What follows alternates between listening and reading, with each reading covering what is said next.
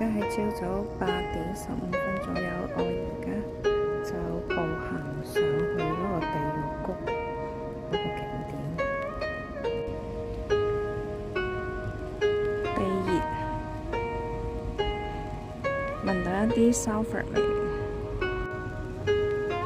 周圍都有呢啲 steam 地熱出嚟，咁下邊都係我諗啲火山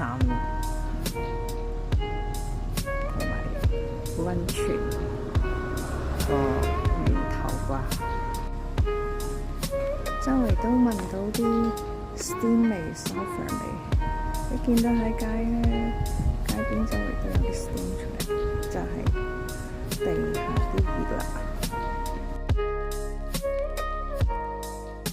呢度係10000年前一個火山谷，火山爆發留低嘅啲遺跡。而家下邊好多地熱，不斷出煙，可以聞到硫磺嘅味。小小個溫泉池，喺啲地熱直接從地下冒起嚟，沉落。下晝嗰啲地熱咧就好快蒸發啦，但係朝早天氣比較涼啲，可以睇到啲 steam。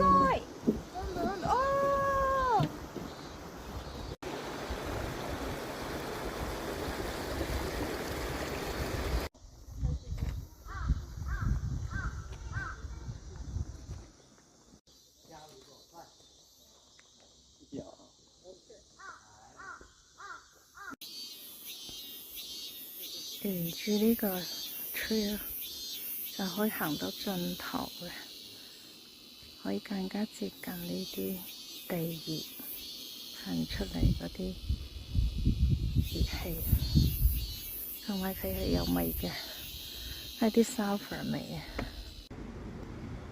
呢個地獄谷本身就係一個國家郊野公園。